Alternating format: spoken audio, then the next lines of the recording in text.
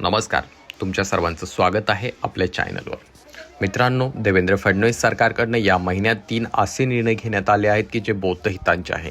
म्हणजे एकंदरीत सांगायचं झालं तर बौद्ध हितासाठी जे आहे या ठिकाणी काही निर्णय घेण्यात आलेले आहेत. बौद्ध समाजासाठी निर्णय घेण्यात आलेले आहेत. पहिल्यांदाच असं काही घडलं असेल की जेणेकरून एखाद्या सरकारने एखाद्या महिन्यामध्ये जवळपास 2 ते 3 निर्णय हे बौद्ध समाजाच्या हिताचे घेतले असतील. तर ते कोणकोणते निर्णय आहेत आपण पाहणार आहोत. परंतु तत्पूर्वी तुम्हा सर्वांना विनंती असेल, चॅनलवरती जर तुम्ही नवीन असाल तर चॅनलला नक्कीच सबस्क्राईब करा. या काही दिवसापूर्वी सर्वात पहिला जो निर्णय घेण्यात आलेला होता तो होता मुंबईमध्ये डॉक्टर बाबासाहेब आंबेडकर यांच्या नावाने रिसर्च सेंटर चालू करण्यात आलं होतं. आपल्या सर्वांना माहीत आहे, मध्य प्रदेश ग्वालियर या ठिकाणी जे कोर्ट आहे, त्या ठिकाणचं जे उच्च न्यायालय आहे, त्या ठिकाणी डॉक्टर बाबासाहेब आंबेडकरांचा पुतळा बसविला जात होता म्हणून काही जातीवादी वकील म्हणजे अनिल मिश्रासारखे वकील त्या ठिकाणी जमले आणि या ठिकाणी डॉक्टर बाबासाहेब आंबेडकरांचा पुतळा बसवायचा नाही म्हणत आंदोलन केलं.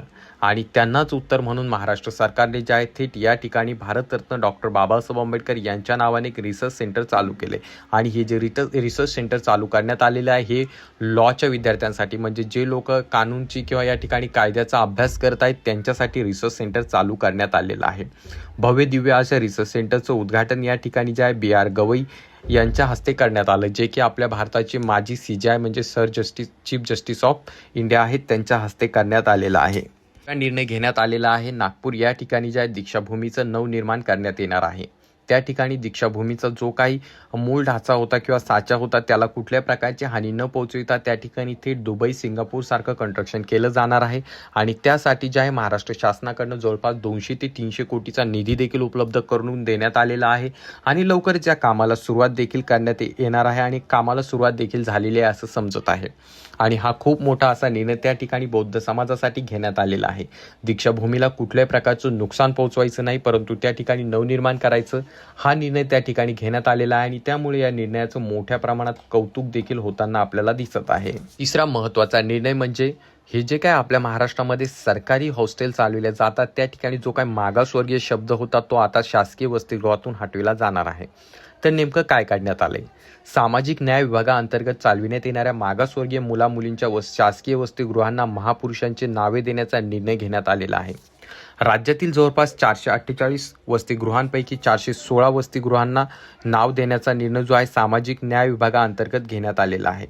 या वसतिगृहांना डॉक्टर बाबासाहेब आंबेडकर शासकीय वसतिगृह असं नाव देण्यात येणार आहे. आणि मुलींचं जे वसतिगृह असणार आहे त्याला सावित्रीबाई फुले शासकीय वसतिगृह अशी नावे देण्यात येणार आहेत आणि त्याला मान्यता देखील देण्यात आलेली आहे. याबाबत जो निर्णय आहे फडणवीस सरकारने घेतलेला आहे. सध्या अनेक वसतिगृहांच्या नावांमध्ये मागासवर्गीय हा शब्द वापरण्यात आला आहे. मागासवर्गीय हा शब्द समाजातील उपेक्षित आणि शोषित घटकांसाठी वापरला जातो. त्यातून ज्या विषमता अधोरेखित होती असं सरकारचं म्हणणं आहे. आणि त्यानुसार त्यांनी ज्या या संस्थांची ओळख एका विशिष्ट घटकापुरतीच मर्यादित राहते आणि सामाजिक दृष्टिकोनही त्यानुसार घडतो.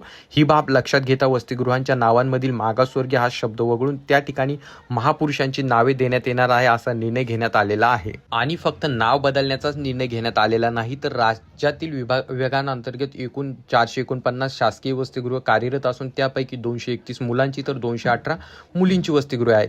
या सर्व वसतिगृहांमध्ये जवळपास 46,673 विद्यार्थ्यांना निवास व्यवस्था उपलब्ध करण्यात आलेली आहे.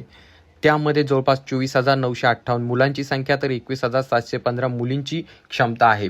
विद्यार्थ्यांना शैक्षणिक, सामाजिक आणि आर्थिक उन्नतीसाठी ही योजना राबविण्यात येणार असून त्यांना निवास व्यवस्था, नाश्ता, 2 वेळचे जेवण, निर्वाह भत्ता, शैक्षणिक साहित्य, मुलींसाठी स्वच्छता भत्ता, गणवेश, वैद्यकीय साहित्य, रेनकोट, गमबूट, क्रीडा साहित्य, शैक्षणिक सहल, कार्यशाळा, शैक्षणिक TV, ॲक्वॉर्ड्स वगैरे अशा अनेक गोष्टी या ठिकाणी पुरविल्या जाणार आहेत.